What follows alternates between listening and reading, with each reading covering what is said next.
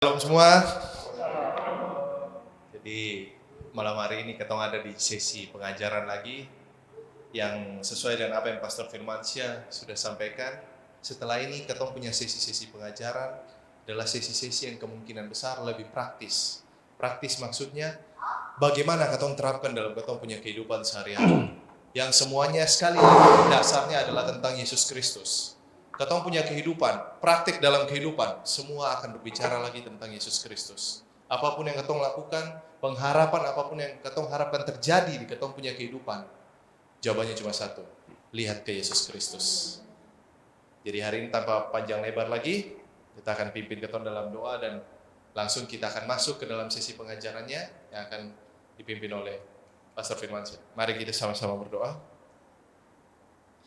Tuhan Yesus, terima kasih kami berkumpul di sini Tuhan. Amin. Kami datang untuk mendengar lagi tentang Engkau. Kami datang untuk belajar melihat lagi kepada Engkau Tuhan. Kami datang untuk melihat secara keseluruhan Alkitab, surat cinta yang Engkau tuliskan buat kami, agar kami selalu bisa memandang pada Engkau Tuhan. Agar kami selalu bisa melihat Engkau Tuhan dalam setiap kehidupan kami. Kami tahu Tuhan Yesus, kehidupan kami di bumi ini tidak mudah. Tapi kami percaya Tuhan Yesus, Engkau selalu menyertai kami. Dan kami juga percaya Tuhan Yesus, karena Engkau menyertai kami, segala sesuatu yang tidak mudah itu, Engkau akan permudah, Engkau akan bukakan jalan, Engkau akan jadikan berhasil. Terima kasih ya Tuhanku, kami siap. Ini hati kami, ya Roh Kudus, Engkau yang bersaksi selalu, Engkau yang mengingatkan kami selalu, Engkau yang menuntun kami selalu untuk belajar, untuk mengerti, untuk mengenal tentang pribadi Yesus yang akan kami dengar dan kami pelajari di dalam Alkitab ini Tuhan Yesus. Ini doa kami Tuhan, ucapan syukur kami. Kami siap menerima kebenaran firman-Mu, kami siap memandang, melihat Engkau lebih jelas lagi dalam kebenaran firman-Mu. Haleluya, haleluya. Amin. Oke, tanpa lama-lama lagi, langsung silakan. Ya. Kita ketemu lagi malam hari ini. Saat ini kita akan bicara tentang sebetulnya apa yang dimaksud dengan percaya berdasarkan iman Kristen. Apa itu percaya? Apa itu percaya? Kita punya banyak pengertian-pengertian, tapi saya ingin memperlihatkan sesuatu yang mungkin kata percaya ini ataupun maksud daripada perkataan Tuhan tentang percaya kepada Dia ini, mungkin ada sesuatu yang bisa mengubah kehidupan kita. Ingat, firman Tuhan berkata, hidup kita ini ditentukan oleh setiap firman yang keluar dari mulut Allah. Ya. Oke, mari saya akan bacakan satu ayat, satu kisah di dalam Yohanes 14, silakan simak. Yohanes 14, jangan gelisah hatimu, percayalah kepada Allah, percaya juga kepadaku, ini kata Yesus. Di rumah Bapakku banyak tempat tinggal, jika tidak demikian, tentu aku akan mengatakannya kepadamu. Sebab aku pergi ke situ untuk menyediakan tempat bagimu. Dan apabila aku telah pergi ke situ dan telah menyediakan tempat bagimu, aku akan datang kembali dan membawa engkau ke tempatku, supaya di mana aku berada, kamu pun berada. Dan kemana aku pergi, kamu tahu jalan ke situ. Kata Thomas kepadanya, Tuhan, kami tidak tahu kemana engkau pergi, jadi bagaimana kami tahu jalan ke situ? Kata Yesus kepadanya, akulah jalan kebenaran dan hidup. Tidak ada seorang pun yang datang kepada Bapa kalau tidak melalui aku. Sekiranya kamu mengenal aku, kamu juga pasti mengenal Bapakku.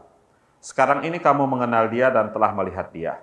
Kata Filipus kepadanya, Tuhan, tunjukkanlah Bapa itu kepada kami, itu sudah cukup bagi kami. Kata Yesus kepadanya, telah sekian lama aku bersama-sama dengan engkau Filipus, namun engkau tidak mengenal aku. Barang siapa telah melihat aku, ia telah melihat Bapa. Bagaimana engkau berkata, tunjukkanlah Bapa kepada kami? Tidak percayakah engkau bahwa aku di dalam Bapa dan Bapa di dalam aku?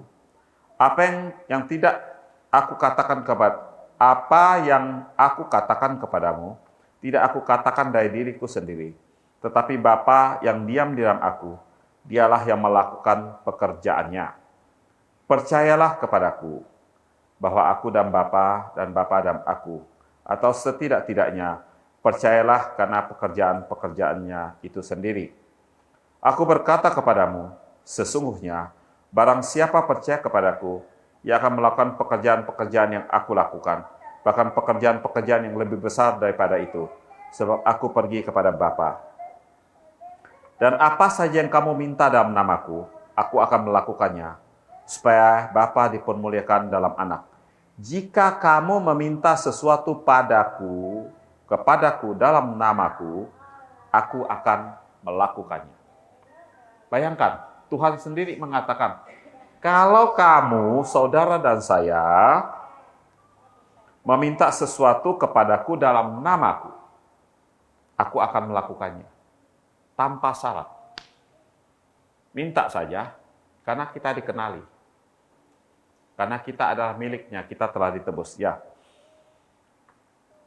Secara konteks, ayat 14 ini dilanjutkan dengan setelah ini bicara tentang Tuhan bilang kepada murid-muridnya menjelang waktu dia akan menyerahkan nyawanya di atas kayu salib. Sebentar lagi dia bilang, saya akan pergi ke Bapa. Tentang pekerjaannya yang dia lakukan untuk menebus saudara dan saya. Selanjutnya, di ayat selanjutnya setelah yang kita baca tadi, Yesus menjanjikan penghibur, kita tidak ditinggalkan sendiri. Karyanya sudah selesai.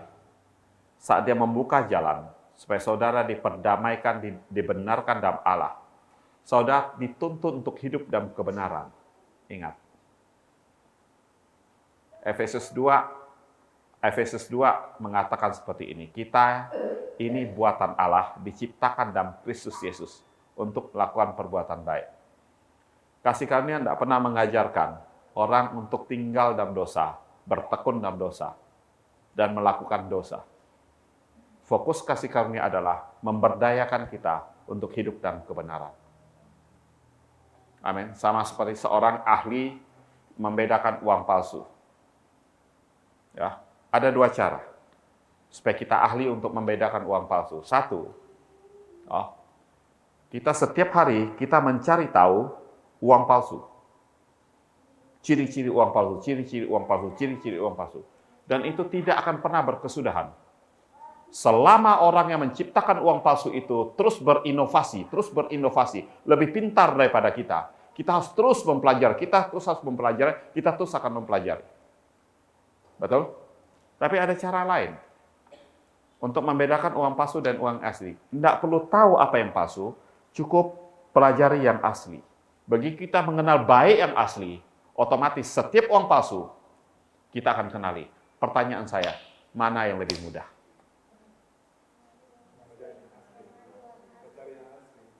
Kasih kami ada rancangan Tuhan untuk hidup dalam kebenaran dan kekudusan yang sesungguhnya dengan cara yang lebih mudah.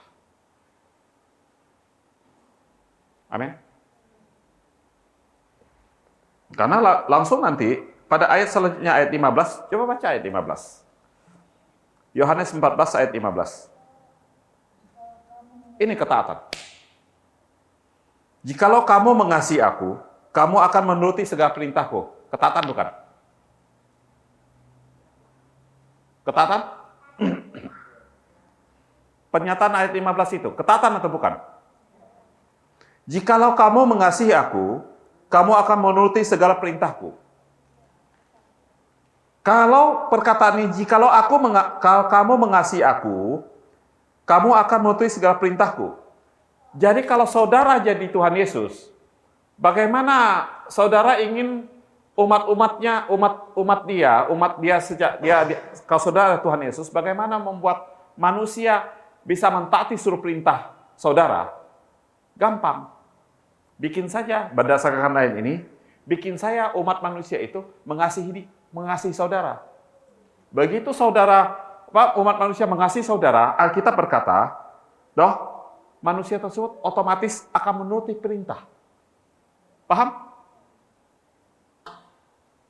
Benar?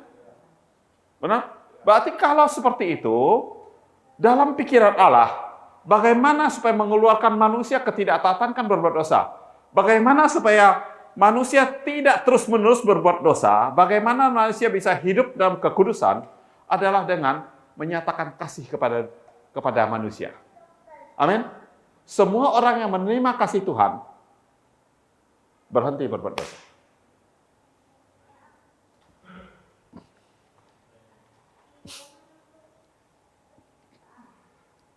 Berdasarkan ini, kalau kamu mengasihi aku, persoalannya adalah kita mendefinisikan mengasihi Tuhan itu seperti apa.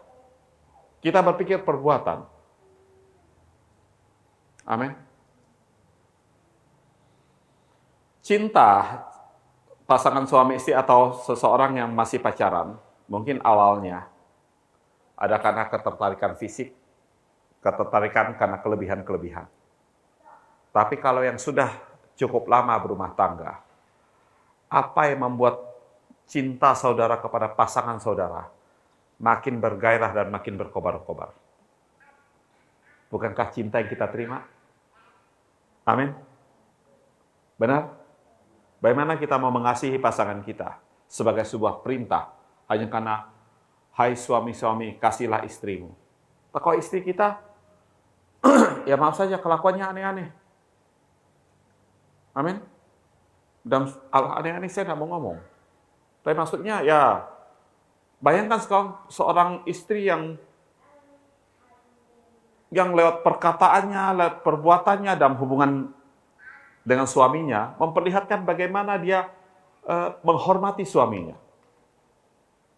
Suaminya akan mengasihi dia. Dan pada saat seorang istri yang tahu dan telah menerima kasih suami, si istri juga akan mengasihi suami. Ujung-ujungnya, dua-duanya saling mengasihi. Benar? Benar? Bisakah Tuhan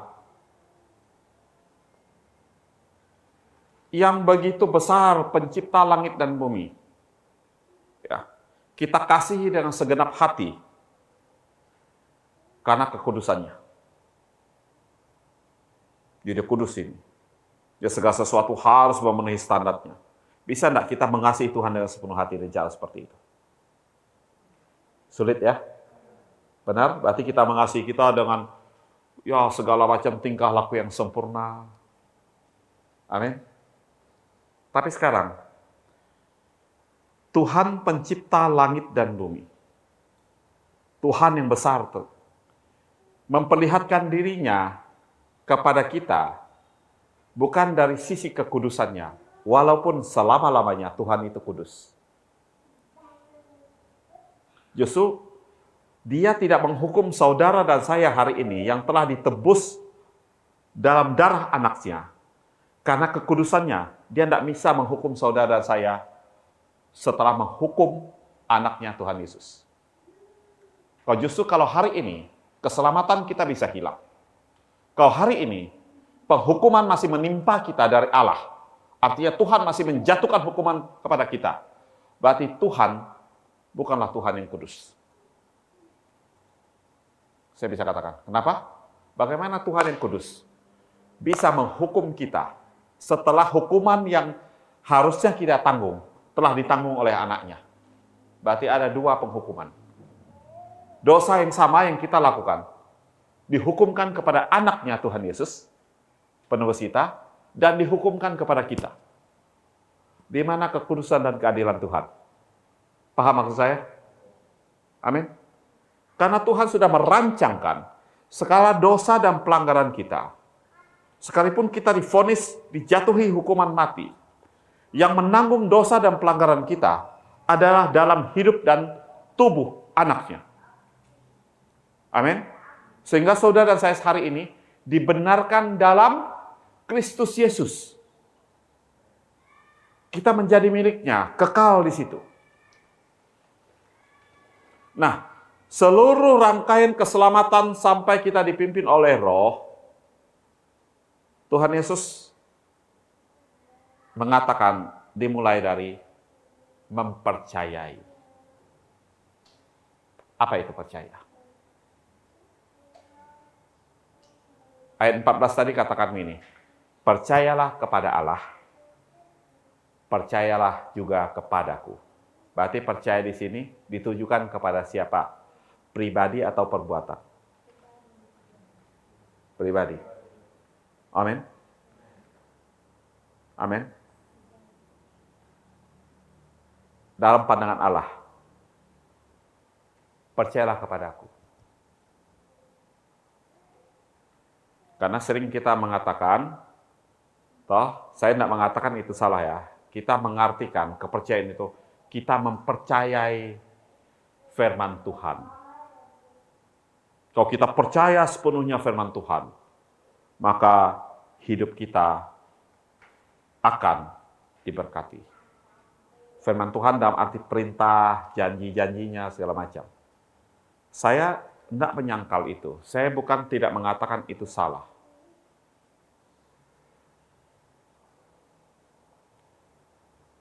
Tapi bisa enggak? Mana yang lebih gampang?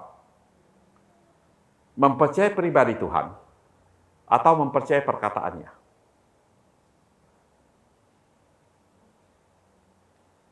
Coba pikirkan.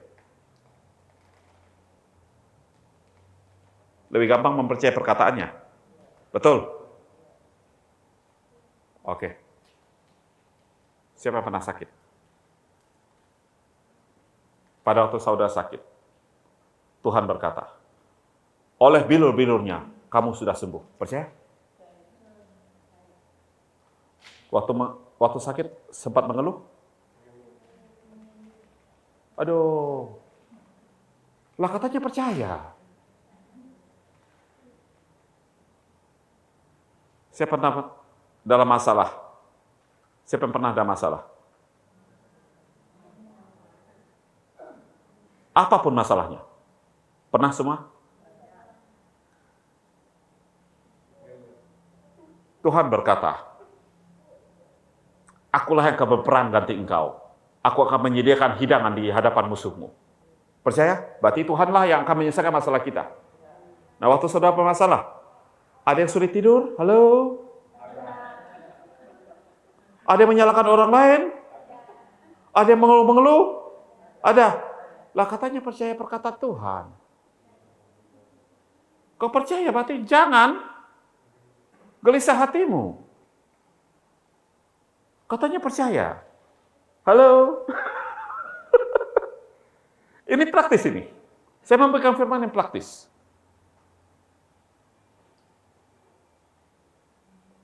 Kalau itu tergantung.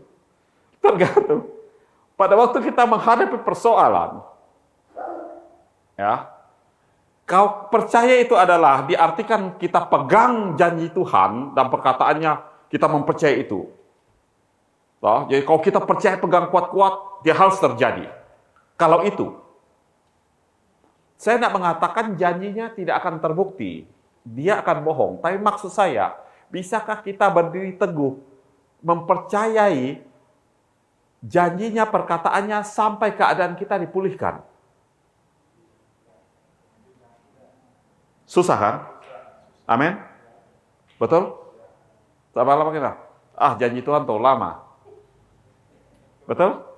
Pertolongan Tuhan terlalu lama. Atau yang lain juga, ya Tuhan memang berjanji, tapi kan kita harus pakai hikmat. Nah, mulai cakar kiri, cakar kanan. Ini kita toh? Benar toh? Betul enggak? Alright, Labora, banyak jalan menuju Roma, itu kan gampang istilahnya. Oke? Nah, saya akan memperlihatkan sesuatu.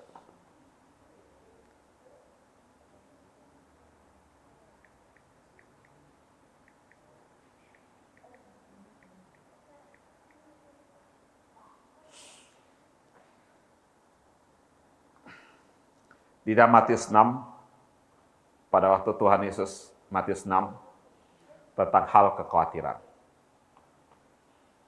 Tuhan Yesus berkata begini, janganlah kamu takut apa yang akan kamu pakai, apa yang kamu makan, tentang makanan, minuman, dan pakaian. Betul ya? Dia lihatlah burung gagak, lihatlah burung pipit, lihatlah burung-burung, berbagai jenis burung. Lihatlah bunga di ladang. yang tidak menenun, tidak memintal, tapi Salomo dan segala kemegahannya. Ini raja terkaya di dunia ini. Salomo dan segala kemegahannya. Tidak berpakaian seindah salah satu dari bunga bakung di padang. Artinya, kemegahan Salomo kalau dibandingkan dengan pakaian salah satu bunga yang di padang. Pakaian salah satu bunga di padang lebih megah dari Salomo berdasarkan perkataan ini. Artinya, segala apa yang ada pada manusia, segala usaha manusia untuk mendandani diri sendiri, ya, untuk memperlihatkan kemuliaan, kalau dibandingkan dengan kemuliaan kecil yang berasal dari Tuhan, yang ditempatkan di dalam sesuatu yang tidak berharga, seperti bunga bakung yang hari ini ada, besok layu dan dibakar, Tuhan katakan, tidak sebanding.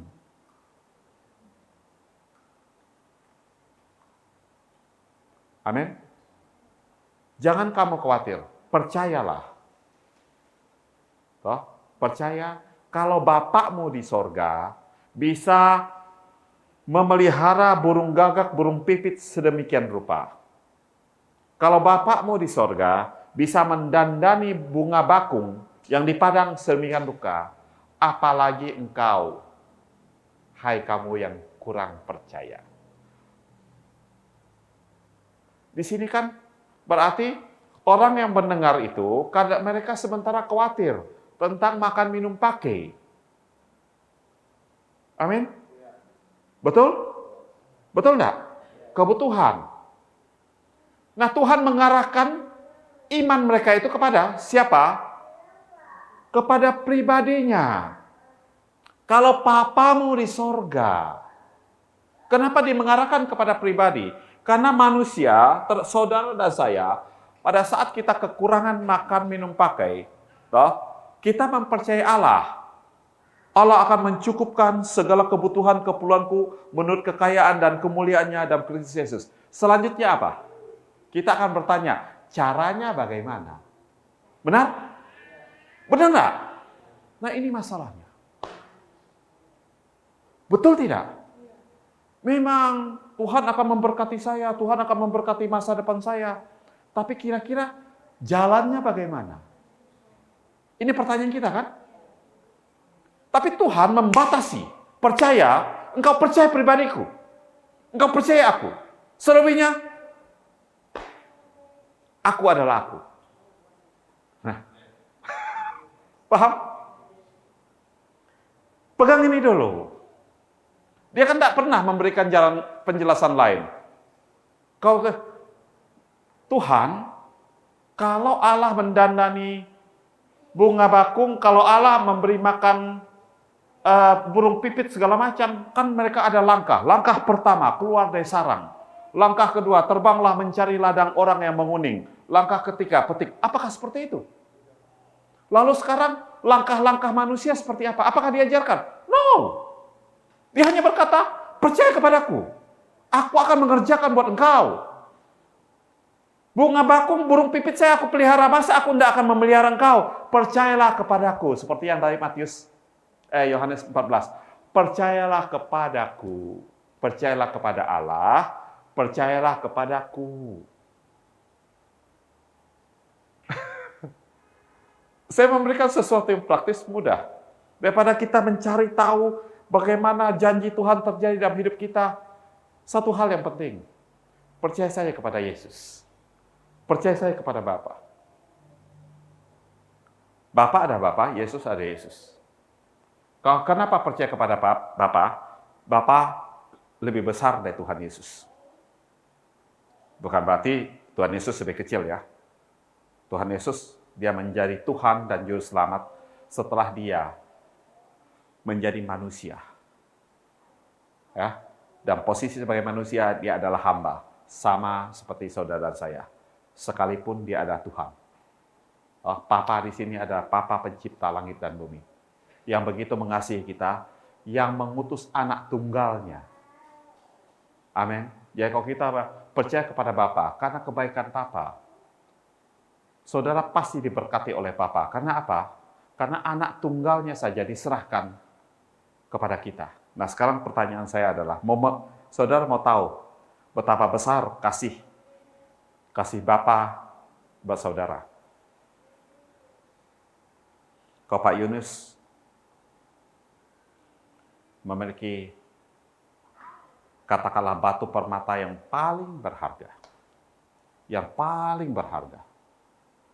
Ini adalah harta yang paling berharga. Dari sekian banyak harta-harta yang ada pada Bapak Yunus. Permata yang mungkin harganya miliaran rupiah. Di samping itu, Pak Yunus punya mobil yang harganya seratusan juta. Di samping itu, Pak Yunus punya sepeda motor yang harganya sekian puluh juta. Di samping itu, Pak Yunus juga punya kain khas Ambon yang harganya berapa ratus ribu. Datang seseorang yang Pak Yunus kasihi. Pak Yunus ingin memberikan hadiah pada orang tersebut. Ada kain yang harganya 100 ribuan. Ada sepeda motor yang harganya sekian puluh juta. Ada mobil yang harganya ratusan juta. Ada batu permata yang harganya miliaran rupiah.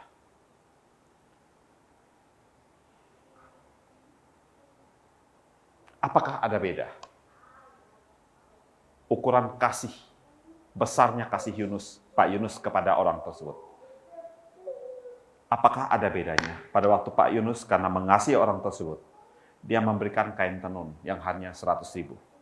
Dengan Pak Yunus memberikan batu permata yang harganya miliaran rupiah. Ada beda enggak? Beda. Beda enggak? Katakanlah ada dua orang. Dua orang ini sama-sama Pak Yunus kasihi. Yang satu Pak Yunus kasih kain tenun yang harga 100 ribu. Yang satu Pak Yunus kasih permata yang harganya miliaran rupiah. Yang mana menurut saudara yang paling dikasih oleh Pak Yunus? Yang diserahkan permata. Menurut saudara, apakah Allah Bapa di sorga mengasihi Tuhan Yesus sebagai anak tunggalnya?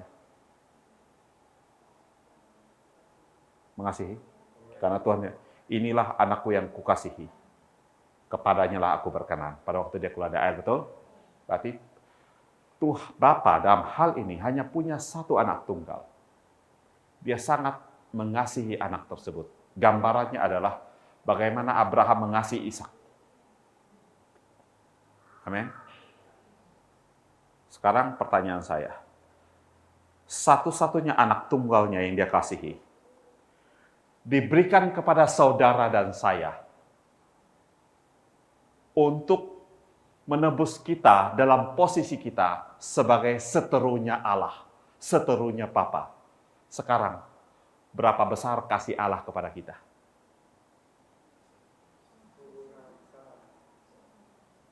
Kalau saya bandingkan, besar mana kasih Allah kepada Tuhan Yesus atau kasih Allah kepada saudara dan saya? Hah? Kepada siapa? Kepada kita kan? Anak yang paling dikasihi diberikan kepada kita. Berarti lihatlah Tuhan melihat kita, betapa berharganya saudara dan saya. Dan saya kasih tahu gini, pada waktu Tuhan menebus kita, membayar lunas kita, pekerjaannya tidak setengah-setengah. Kalau sampai Tuhan mengirim anak tunggalnya mati buat kita, mengganti menanggung dosa dan pelanggaran kita. Kalau masih ada sisa, di mana ada celah, kita bisa jatuh kembali ke dalam dosa. Kalau ternyata ada celah, bagaimana kita bisa kehilangan keselamatan kita? Sepertinya kasih Tuhan kepada kita dan karya Tuhan kepada kita tidak sempurna. Amin. Berarti harus ada penebusan yang lain. Kalau tidak, berarti Tuhan membiarkan kita terhilang. Padahal, lewat Kristus Yesus, kita telah diakui sebagai miliknya. Benar? Benar? Inilah Bapa kita. Percayalah kepadaku. Percayalah kepada Allah. Percaya kepada Allah berdasarkan kasih-Nya. Lihatlah Tuhan sebagai Allah yang penuh kasih. Dialah yang mengutus anak tunggalnya, Yesus Kristus. Makanya Yesus berkata, percayalah kepada Allah, yaitu Papanya, dan percayalah kepadaku, karena akulah yang ditentukan oleh Bapa menjadi penebusmu. Amin. Amin. Sehingga segala sesuatu yang saudara minta, Papa akan jawab di dalam Kristus Yesus. Kristus Yesus di sini, toh, tidak pernah dikatakan kalau kamu melakukan ini dan melakukan itu, pegang janji. Tidak. Apa yang kamu minta di dalam aku, pribadi, aku akan melakukannya. Saya tidak mengatakan firman Tuhan tidak penting ya. Saya tidak mengatakan. Ya jelas toh. Kita mempercayai Tuhan, karena perkataannya toh, pada waktu dia berkata, aku akan memberkati engkau, aku akan menyembuhkan engkau. Tapi maksud saya, fokus kita adalah, jangan mencari tahu bagaimana caranya, tapi percaya saja kepada pribadinya. Kalau dia sudah ngomong, aku akan menyembuhkan engkau, dia pasti menyembuhkan saudara. Amin. Berhentilah. Karena sekali lagi, restorasi dimulai dari kata rest. Tenangkan pikiranmu. Makanya jangan gelisah hatimu. Tenang. Itu rest kan? Amin. Semakin kita tenang, kita tidak khawatir. Kenapa kita tidak khawatir? Karena kita tahu Allah di pihak kita, Allah mengasihi kita. Tadi cerita tentang kekhawatiran.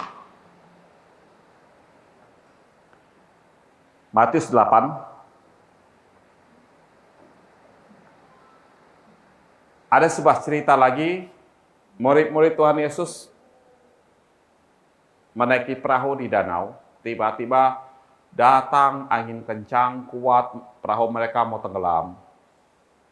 Ya. Padahal mereka ada miliknya Tuhan Yesus. Kira-kira menurut saudara, pernah tidak Tuhan Yesus berkata kepada murid-muridnya dalam jam perjalanan ya, sesuatu yang mungkin tidak tertulis dalam Alkitab. Pernah enggak satu kali dalam percakapan Tuhan Yesus ngomong sama mereka begitu? Dalam seluruh hidupmu jangan khawatir. Aku akan melindungi engkau, aku akan menjaga engkau. Kira-kira Tuhan Yesus pernah enggak ngomong gitu sama mereka? Kira-kira? Harusnya pernah kan? Benar toh? Jangan khawatir. Segala sesuatunya selama engkau dalam aku, selama aku bersama-sama dengan engkau, jangan takut. Betul? Kira-kira seperti itu. Nah sekarang mereka dalam keadaan menghadapi badai di atas perahu. Ada dua cerita, ada dua versi. Satu, maksudnya ada dua kejadian, di mana satu Tuhan Yesus setelah memberi makan 5.000 orang, dia pergi ke gunung berdoa, dia suruh murid-muridnya menyeberang duluan. Di situ mereka juga dihantam badai.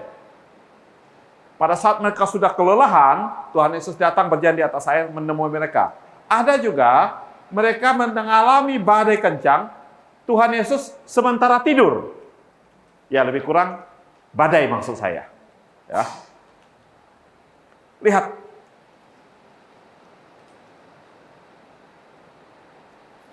Pada saat mereka menghadapi gelombang yang besar, nyawa mereka terancam, dan masa kesusahan. Hal pertama yang mereka lakukan itu apa?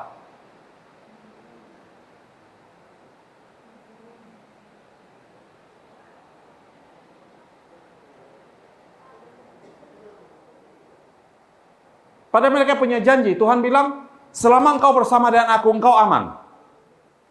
Mereka dengar janji Tuhan kan? Dan janji perkataan Tuhan. Tapi waktu gelombang datang, apa yang mereka lakukan? Berusaha menyelamatkan diri sendiri. Kenapa? Dari pertama dari Tuhan tolong. Selesai kan? Paham? Mengerti maksud saya? Kadang-kadang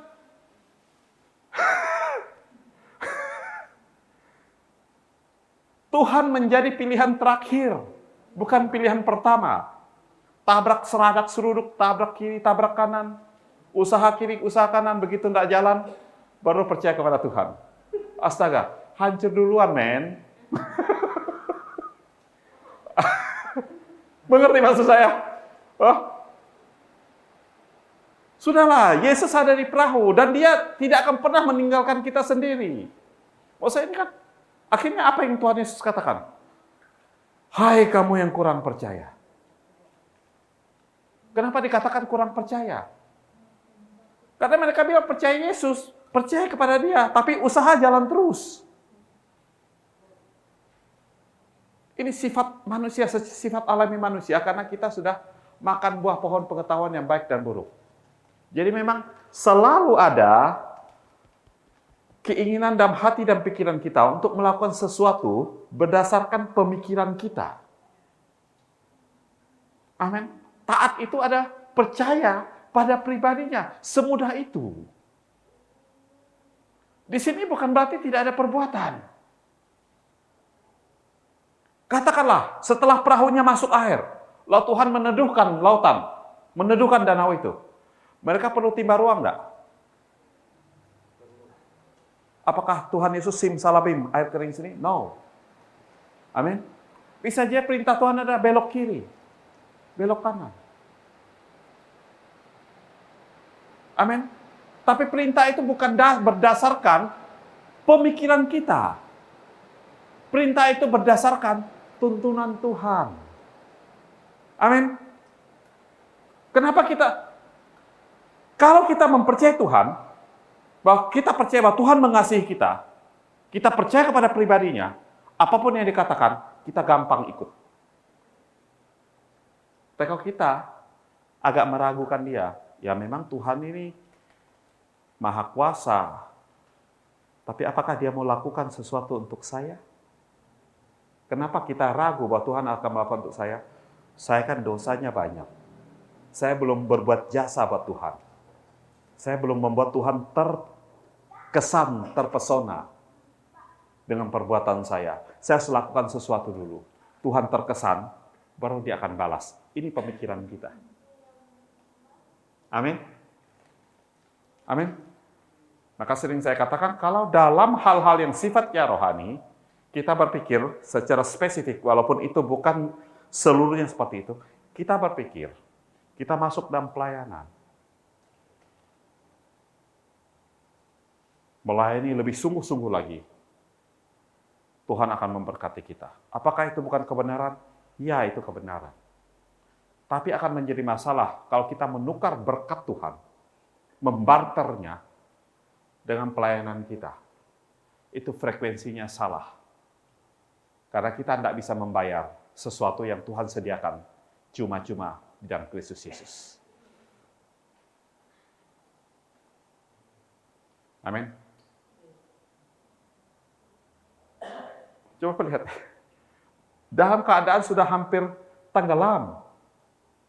Mereka dari awal begitu angin kencang kan, ya kalau Tuhan Yesus di dalam perahu, kenapa tidak kasih bangun? Alasannya apa? Orang Ambon bilang apa? Malu hati. Kita tidak berani, punya keberanian untuk datang mendekat kepada tahta kasih karunia. Karena dia Tuhan. Karena apa? Kita merasa tidak layak. Padahal Yesus ada, turun dari sorga untuk saudara dan saya. Untuk tolong kita. Untuk membereskan masalah kita. Untuk menolong kita keluar dari permasalahan hidup kita. Dan dengan segala hormat saya katakan, Tuhan Yesus dikirim oleh Papanya ke dalam dunia ini untuk kita pakai demi kepentingan kita. Dialah Yehovah Jireh. Kalau engkau kekurangan, dia ada di sampingmu. Dia menyediakan apapun yang kita butuhkan. Dia adalah dokter di atas segala dokter. Pada waktu kita sakit, dia anugerahkan kita kesembuhan. Dia adalah direktur bank di atas segala bank. CEO dari sebuah bank sorga. Segala sumber daya, segala uang yang ada di sorga dan di bumi, ada dalam tangannya. Kalau kita kekurangan, dia bisa mensuplai.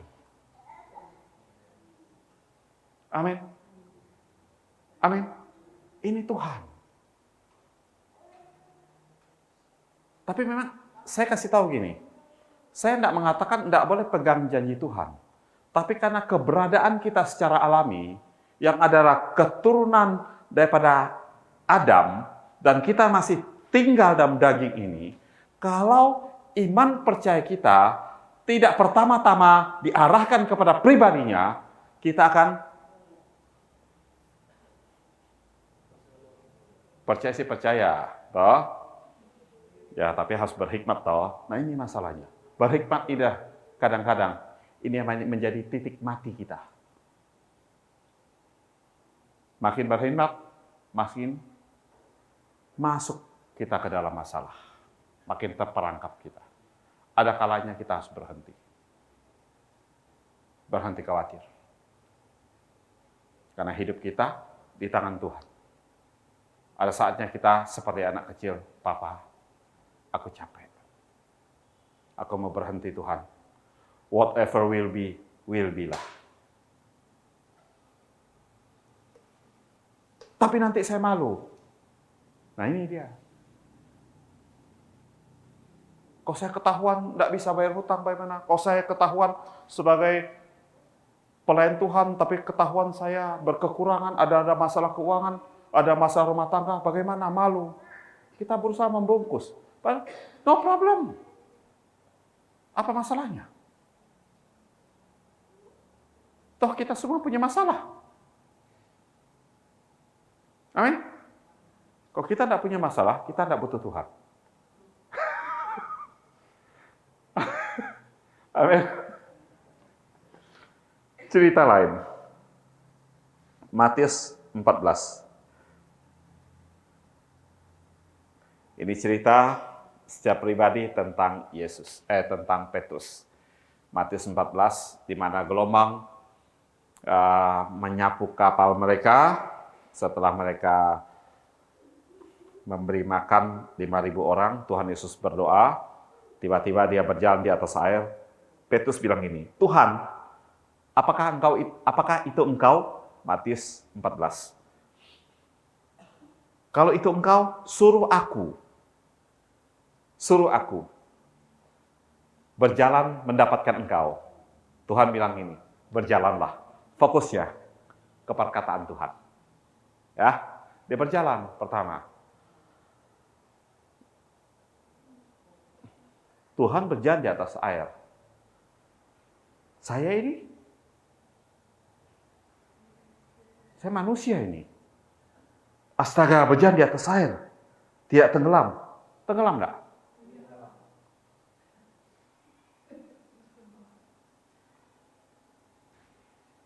Kenapa pertamanya tidak tenggelam? Karena dia kaget. Pertamanya, wow! Dia terpesona dengan Tuhan. Terpesona dengan Tuhan yang berjalan di atas air. Jadi matanya tertuju kepada Tuhan. Amin. Wow, Tuhan berjalan di atas air. Katakan di perahu, dia keluar tanpa sadar. Setelah agak lama sedikit, saya berjalan di atas air, matanya lari ke dirinya. Tenggelam. Sekalipun beribu-ribu janji Tuhan, kalau kita melihat diri kita, tenggelam.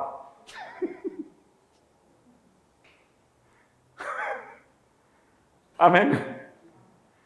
Janji Tuhan tidak pernah dipisahkan dari pribadinya. Karena janji Tuhan diberikan oleh pribadinya. Berarti kalau kita percaya pribadinya, seluruh janjinya akan dikerjakan dalam diri kita. Karena dia berjanji, dia akan kan lagu, kau yang berjanji, kau yang mengingkari, itu manusia. Amin. Amin. Kata Tuhan, engkau yang berjanji, engkau yang menggenapi.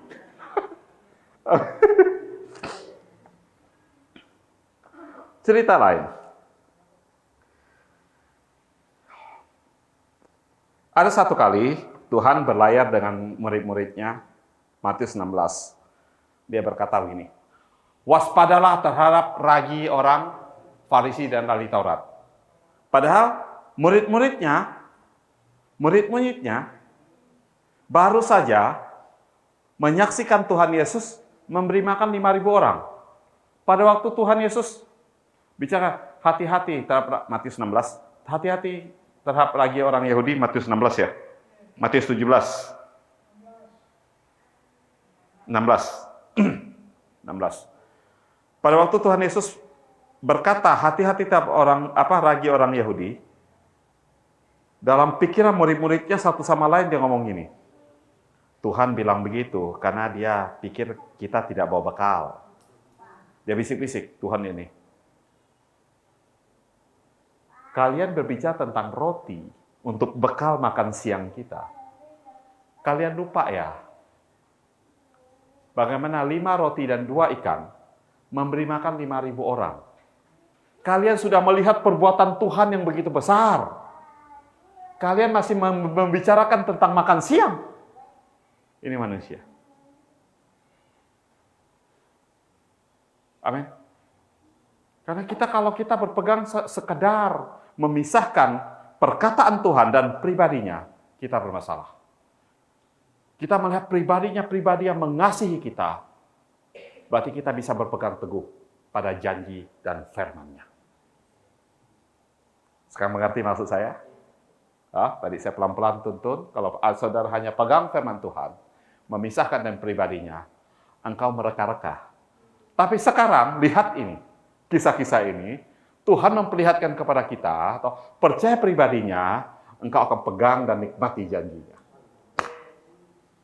Utama, fokuskan diri kepada pribadinya. Dia begitu mengasihi. Papa, kenapa Papa mengasihi kita? Karena dia mengutus anak tunggalnya yang dia begitu mengasihi. Jadi betapa berharganya kita depan Papa di sorga. Bagaimana kasih Tuhan diperlihatkan kepada kita? Hei, dia rela mati buat kita. Sama juga nanti Roh Kudus, karena mereka adalah Tritunggal. Kalau Allah Bapa mengasihi kita, Yesus mengasihi kita, makanya kadang-kadang diajarkan Roh Kudus selalu menemplak, menyinggung dosa-dosa kita. Ini masalah nih. 3 menyatakan kasih, yang 2 ini sepertinya menekan-nekan kita. Harusnya kalau Allah Bapa penuh kasih, Yesus penuh kasih, Roh Kudus juga penuh kasih. Dia mungkin mengoreksi diri kita, mengoreksi perilaku kita, mengoreksi dosa kita, tapi dengan cara yang menunjukkan kasih. Roh Kudus pada saat kita berdosa dikatakan, hei, tidak tahukah engkau pada waktu kita lari, setelah kita berdosa, Tuhan, mungkin Roh Kudus berbicara dalam hati kita, hei nak, saya yakin anak bungsu dan cerita tentang anak terhilang itu, pada waktu dia mau mencari makan ampas babi, Roh Kudus berbisik dalam hatinya, mengingatkan dia. Mengingatkan kapan? Roh Kudus bicara dalam pikirannya, coba kamu lihat bapakmu. Bagaimana banyaknya karyawannya. Kamu di sini mau cari ampas babi, sedangkan karyawan papamu makan enak di rumah sana. Hei, lihat betapa baiknya papamu. Pasti adalah dorongan dari Roh Kudus. Amin, dari dalam. Amin. Sehingga dia memalingkan dirinya kembali kepada ayahnya yang penuh kasih. Begitu dia menyadari betapa ayahnya mengasihi karyawannya, dia bilang gini, kau gitu, lebih baik saya lari kepada papaku yang penuh kasih. Menjadi karyawan dia lebih baik daripada menjadi karyawan daripada bos saya yang sekarang.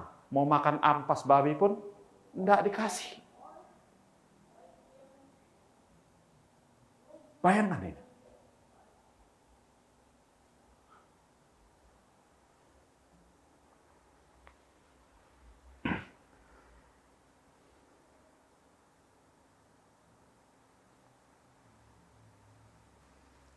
Jadi sekarang Lukas 12 juga bicara tentang hal yang sama. Lukas 17 kita buka.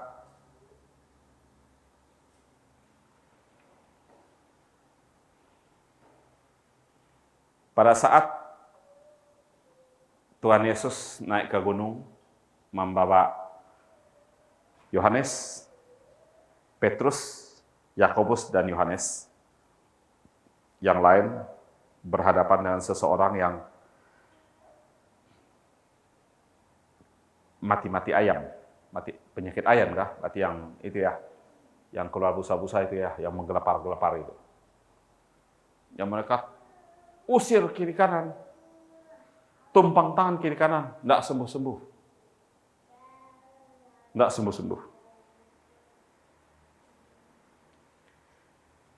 Datang Tuhan Yesus. Orang tua daripada anak bilang ini, Guru, Tuhan, kami sudah suruh murid-muridmu mengusirnya, tapi mereka tidak dapat. Tuhan, berapa lama lagi aku tinggal dengan kamu, hai kamu yang kurang percaya. Tuhan Yesus usir. Pergi enggak? Semua anak itu. Baca ayat 21. Matius 17, ayat 21. Apa perkataan di situ?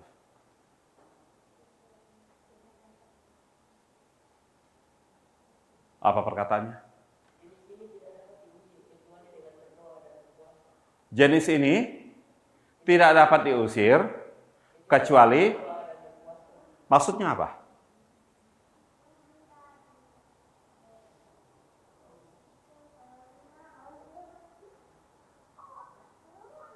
Maksudnya apa? Jadi alasan kenapa murid-muridnya tidak bisa mengusir setan yang membuat anak ini kena ayat itu karena mereka kurang doa dan kurang puasa. Begitu. Betul? Puasa berapa lama supaya memenuhi syarat? Berapa lama? Puasa berapa lama dan doa seperti apa yang membuat setan ini bisa diusir? Tolong ajar saya, karena saya pun ingin menjadi pengusir setan. Tolong. Ayo, ada bisa gantikan saya khotbah? Karena jelas-jelas Tuhan Yesus bilang begini. Jenis ini tidak dapat diusir kecuali dengan berdoa dan berpuasa. Kalau sekarang kita artikan bahwa murid-muridnya tidak bisa mengusir setan itu karena mereka kurang doa dan kurang puasa, harusnya Alkitab yang ada sumber kehidupan pada waktu menyuruh kita mengusir setan harus berdoa dan puasa. Pertanyaan saya, berapa lama kita berpuasa? Dan doa seperti apa yang bisa mengusir setan ini? Ajarlah saya, please.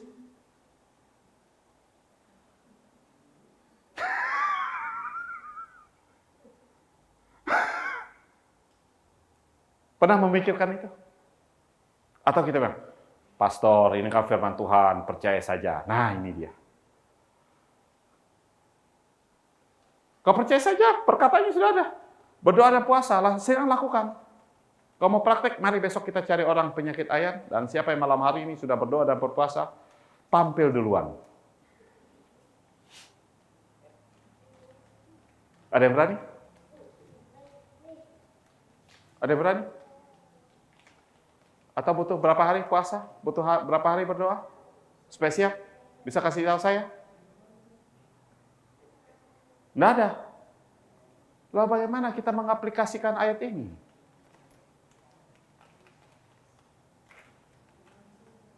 Satu hari cukup ya, Ibu ya.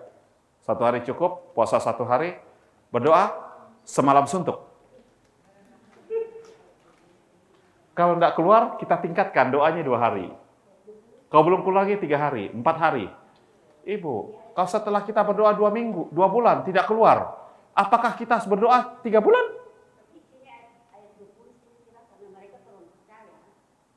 Nah, mereka kurang percaya. Mereka kurang percaya, lalu jenis ini harus diusir dengan doa dan puasa. Sekarang pertanyaan saya sederhana. Satu, dibilang kurang percaya. Padahal mereka kan pernah melayani. Tuhan sudah pernah kirim mereka dua-dua untuk pergi mengusir setan. Harusnya mereka sudah punya pengalaman kan? Karena berdasarkan pengalaman ini, mereka mau praktek lagi ini. Tapi ternyata tidak bisa. Pertanyaannya, kenapa? Lalu ayat 21 dibilang, jenis ini tidak bisa diusir kecuali dengan doa dan puasa.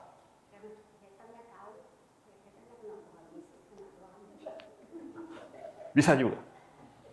Pertanyaan saya sederhana. Berpuasa itu apa? Berdoa itu apa? Berdoa itu apa? Berdoa itu apa?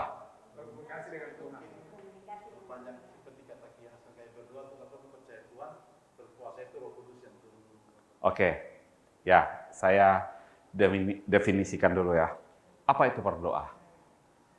Yang sederhana saja. Berdoa, kalau kita berdoa, kita bercakap-cakap kan? Bercakap-cakap dengan siapa? Tuhan. Kalau kita berdoa untuk orang sakit ini, toh kita berdoa dalam konteks ini, toh mereka pasti sudah thinking. Tidak berhasil, Tuhan bilang, toh jenis ini tidak bisa dilakukan tanpa doa dan puasa. Berarti doa di sini, toh bercakap-cakap dengan Tuhan, bisa enggak? Doa di sini untuk mengusir setan. Toh kita berdoa meminta Tuhan yang melepaskan orang ini. Kita meminta kepada Tuhan. Tuhan di sini adalah pribadinya. Bisa? Bisa? Berpuasa itu apa? Berpuasa itu apa? Artinya sebenarnya berpuasa apa? Tahan haus dan tahan lapar. Puasa toh. Tahan haus dan tahan lapar. Pada saat kita berpuasa, daging kita lemah tidak? Pada saat daging kita lemah, toh di mana kita kuat? Roh. Amin. Ya betul, Roh Kudus. Tapi kalau tanpa puasa, Pak, kita cakalele. Amin. Jadi doa dan puasa, saya bisa katakan ini. Hei, kamu kurang percaya. Kamu kurang percaya kepadaku. Sebetulnya bahasa ini. Kamu kurang percaya kepadaku. Kamu overconfidence, terlalu percaya kepada dirimu sendiri. Engkau berpikir, kamu ini muridku. Dia main tengking kiri kanan. Gagal toh. Semua karunia yang baik berasal dari sorga. Dikaruniakan oleh Bapa segala makhluk yang hidup kepada saudara. Amin. Amin. Jadi dengan berdoa kita minta Tuhan. Berpuasa kita menundukkan diri kita ke dalam tangan Tuhan. Kita lemah kan? Betul? Berpuasa itu kan? Apakah, maka saya bilang ini, cuma memang di dalam kasih karunia dan perjanjian baru, doa dan puasa tidak bisa dijadikan sebagai sebuah kewajiban. Oh, pelayanan, apakah bagus sebuah tim pelayanan berdoa dan puasa? Sangat bagus. Karena dengan cara seperti itu kita meminta pengurapan Tuhan, meminta pertolongan Tuhan. Tapi akan bermasalah kalau ini dijadikan sebagai sebuah kewajiban. Amin. Kalau ada yang mau berpuasa, berpuasalah. Dan orang, saya kasih tahu ini. Puasa lebih kepada melatih diri. Sebuah exercise, melatih diri, untuk kita menundukkan diri di hadapan Tuhan. Ya, pada saat kita berpuasa untuk sebuah pelayanan, kita sementara, Tuhan, tanpa Engkau, aku tidak bisa tampil maksimal. Aku tidak ingin pakai kekuatanku. Tuhan, aku menundukkan diri di hadapan-Mu. Itu puasa kan? Maka doa dan puasa itu satu paket. Pada waktu kita menundukkan diri, kita minta kepada Tuhan. Apa yang kita minta? Sesuai dengan apa alasan kita doa dan puasa. Amin. Berarti alasan kenapa mereka tidak bisa mengusir setan itu bukan karena kurang doa dan kurang puasa, tapi karena mereka mengandalkan kekuatan diri. Harusnya, karena waktu itu kan Tuhan Yesus belum mati toh. Saya yakin mereka tidak tengking dalam nama Yesus. Amin. Nggak tahu mereka baca mantra apa, karena tidak tertulis, saya tidak tahu. Oh, tapi pada waktu Tuhan Yesus mengutus mereka dua-dua, kan Tuhan hanya ngomong gini, pergilah, sembuhkan orang sakit, celikkan mata orang buta, lakukan semua dalam namaku. Dia memberi mereka kuasa. Sekarang mereka praktek, wow, kita punya kuasa ini. Mereka coba, gagal. Kenapa? Iman mereka barangkali, iman mereka fokuskan kepada pengalaman mereka. Kepercayaan diri, siapa mereka. Padahal iman harusnya difokuskan kepada pribadi Tuhan. Amin. Amin. Karena saudara saya, apapun yang kita minta di dalam Yesus. Ingat, di dalam Yesus. Di dalam Yesus. Kenapa di dalam Yesus? Karena itu alasan Papa mengabulkan semua permintaan kita. Amin. Karena kita ditebus bukan dengan nama lain. Kita ditebus dengan nama Yesus. Yang ingin saya sampaikan malam hari ini sederhana. Jalani hidup saudara dengan penuh sukacita di tengah badai. Kalau kebiasaan lama kita, ada masalah kita curhat ke manusia segala macam, bicara, sampaikan ke kiri kanan, posting, masukkan ke IG, multimedia, media sosial yang lain segala macam. Menurut saya, pelan-pelan kurangilah. Bercerita dan bercakap-cakaplah dengan Tuhan.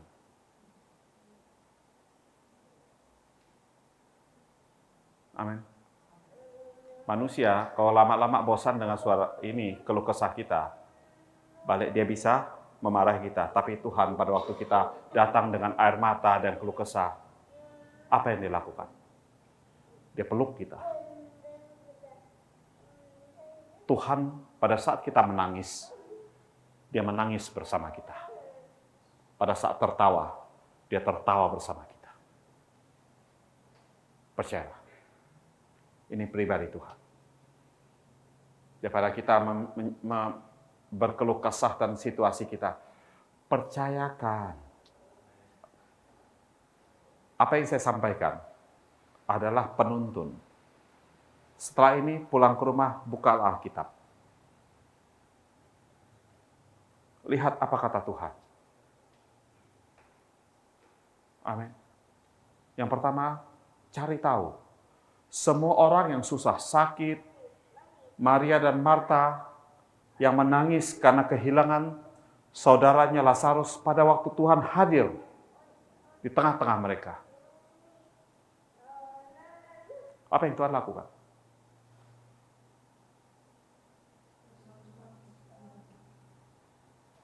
Siapa yang membangkitkan Tuhan Lazarus? Siapa? Lalu, apa yang dikerjakan oleh Maria dan Marta?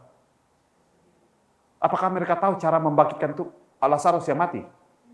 Apakah Tuhan kasih tahu cara mereka, cara-cara membangkitkan orang mati? No. Tuhan hanya bilang apa? Percaya saja. Percaya saja kepadaku. Paham? Pada saat seseorang yang lumpuh 38 tahun di kolam Bethesda, Tuhan bilang, maukah engkau sembuh? Ini firman Tuhan toh. Seharusnya kan gampang, jawab saja mau. Tapi kan dia tidak menjawab. Dijawabnya kan aneh-aneh. Amin. Coba baca sesuatu di dalam Yohanes berapa? Yohanes 3 ya? Yohanes 5.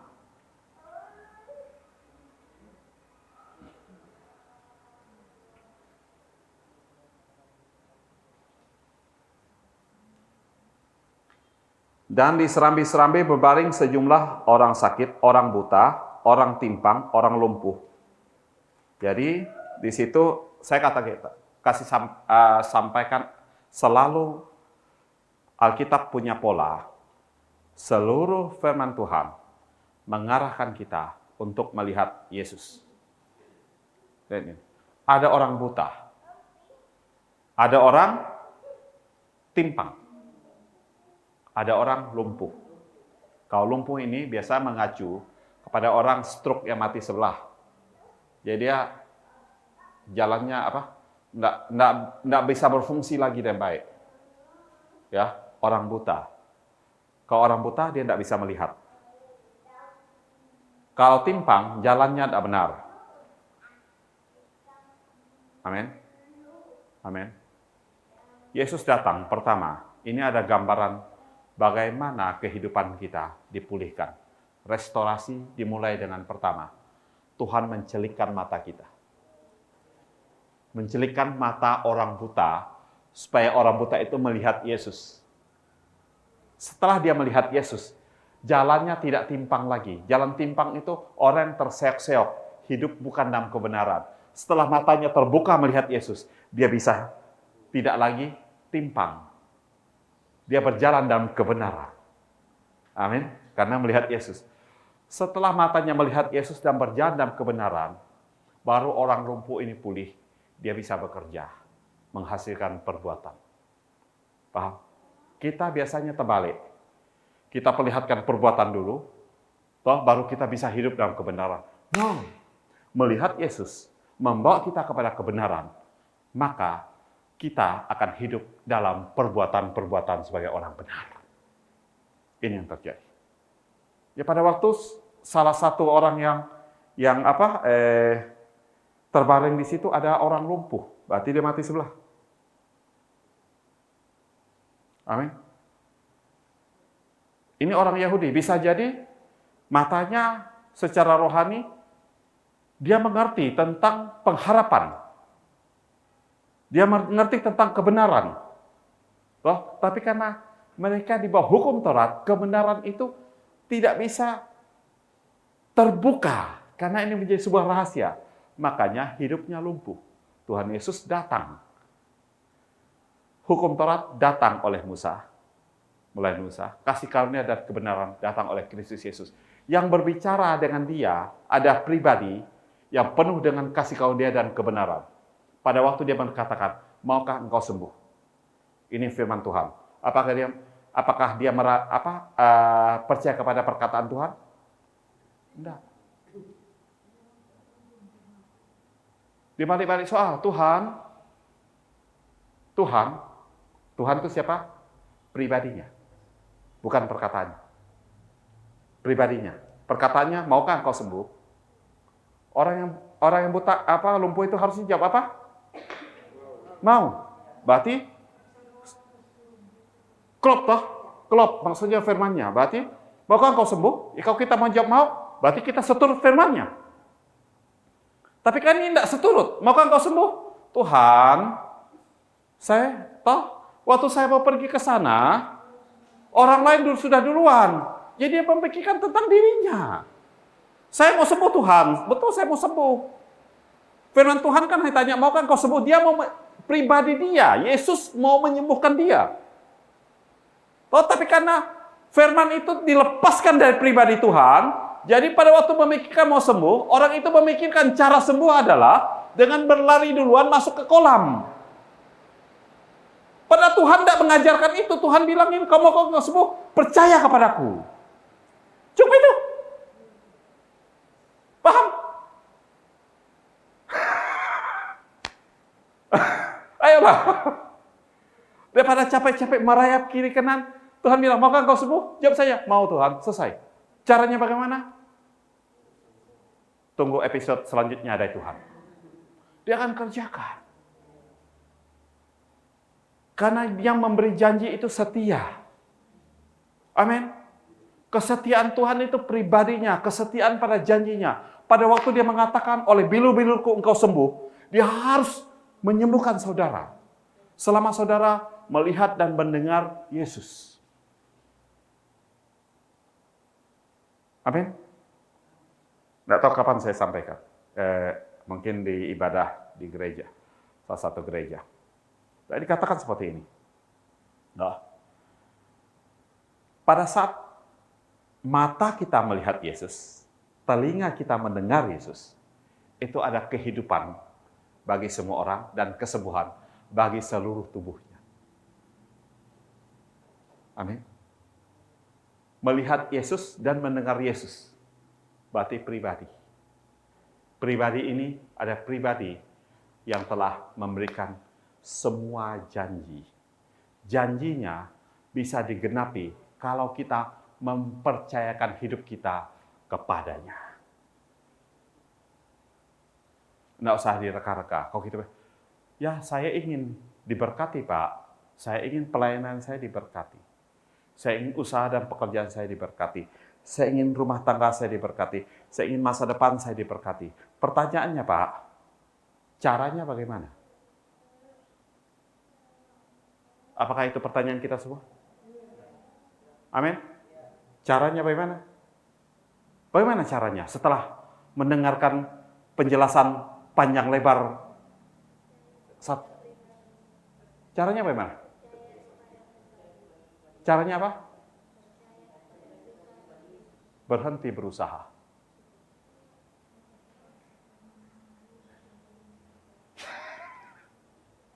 Caranya bagaimana? Berhentilah berusaha. Izinkan Tuhan menuntun kita. Dia tahu membawa saudara dalam kesuksesan di dalam usaha. Dia tahu membawa saudara sukses dalam pelayanan. Dia tahu cara membawa saudara, memulihkan saudara dalam pernikahan dan rumah tangga. Dia bisa menuntun saudara sukses dalam segala hal. Tapi izinkan dia menyelesaikan. Karena dia berjanji, dia bilang, aku yang akan melakukan. Maka takut dan gentarlah kepada dia. Kenapa? Karena dialah yang mengerjakan dalam diri kita, baik kemauan maupun perbuatannya. Pada saat seorang perempuan yang setelah 12 tahun mengalami pendarahan, dia menjamah ujung jumbai Tuhan Yesus dan dia sembuh. Alkitab katakan, dia takut dan gentar. Apakah karena dia mencuri memegang jubah? Bukan. Alasan dia takut dan gentar setelah melihat keadaannya. Wow. Wow. Saya habiskan uang saya bertemu dengan banyak dokter. Enggak sembuh-sembuh. Saya datang hanya menjamah jubahnya saja. Sembuh. Wow. Wow. Dia melihat situasinya dan rasa takut dan gentar ditujukan kepada pribadinya. Pribadi seperti apa orang ini? Amin. Yang saya jamah jubahnya saja, saya sembuh.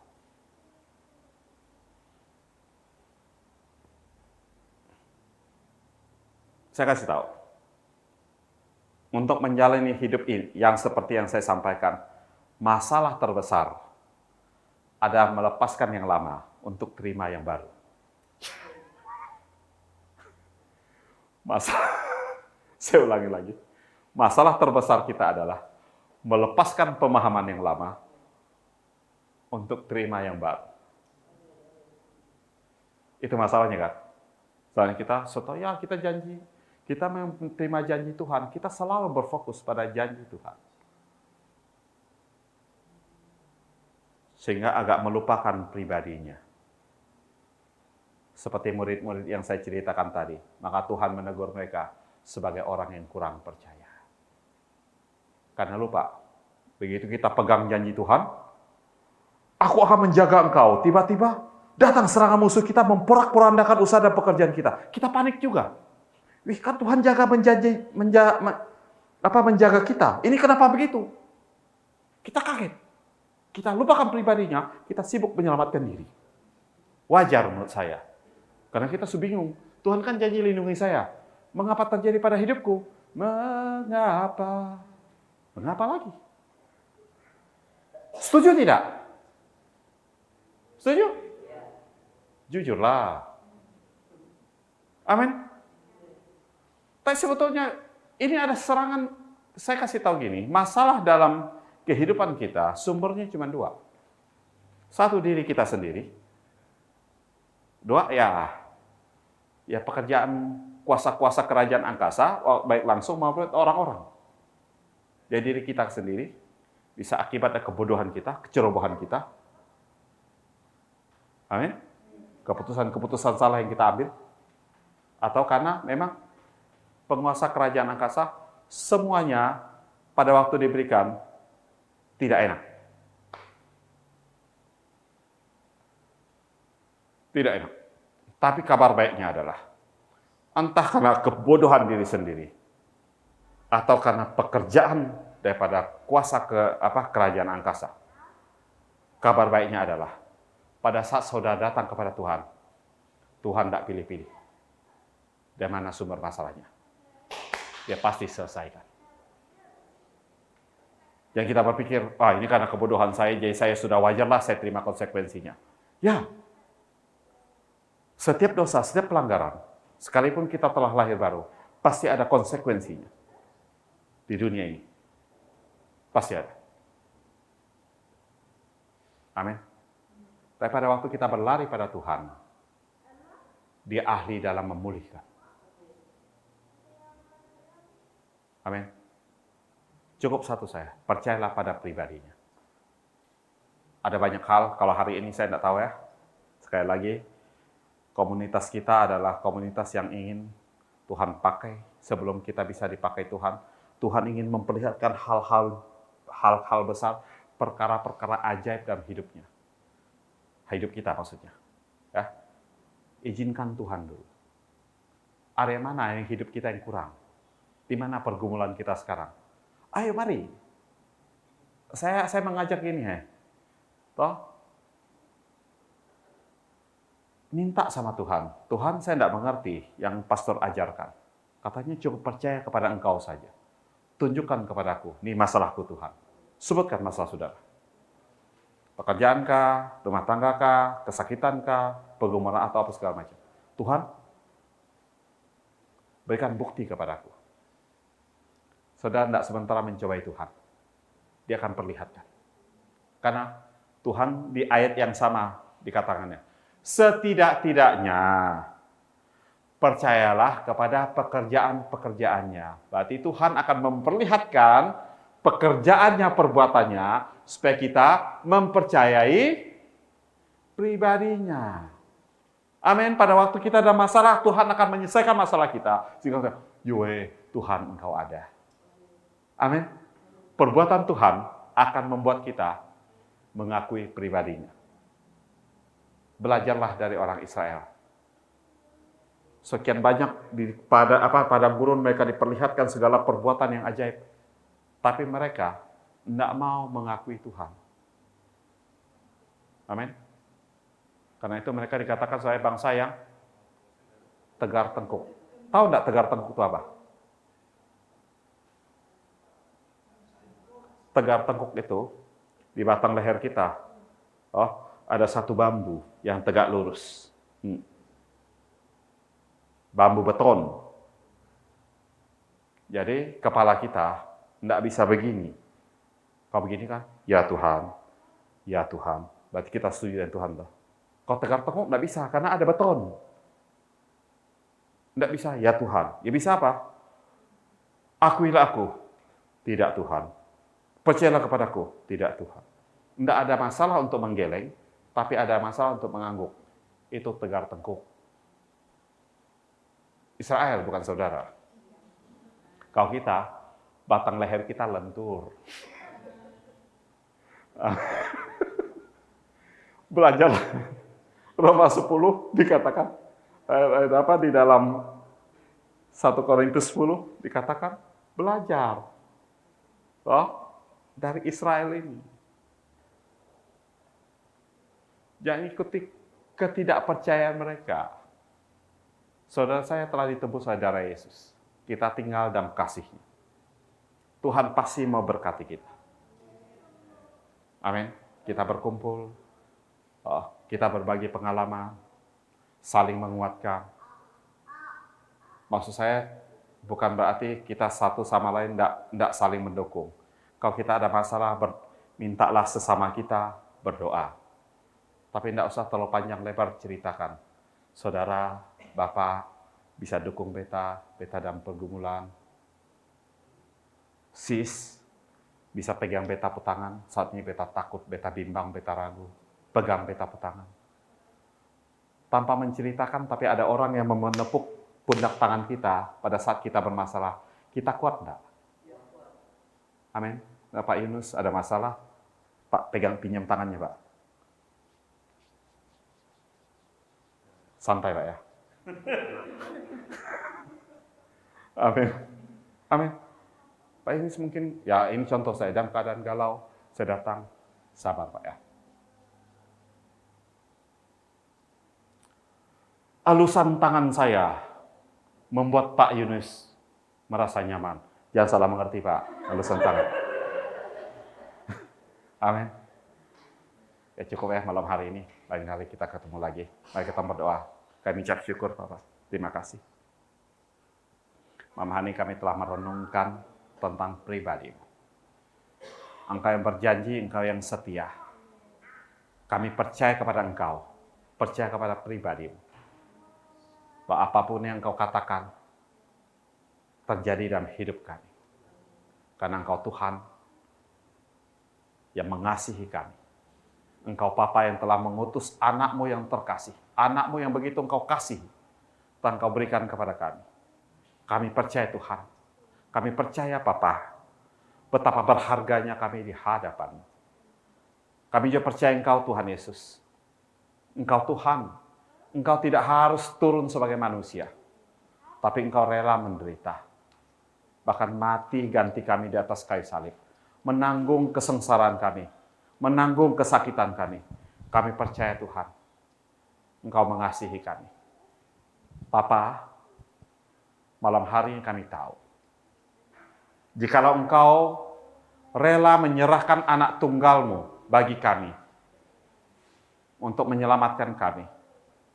Seharusnya kami percaya segala kebutuhan keperluan kami, segala kekurangan kami, segala pergumulan kami, Engkau pun mau menyelesaikannya bagi kami.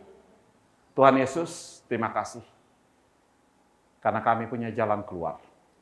Bapa telah memberikan Engkau buat kami.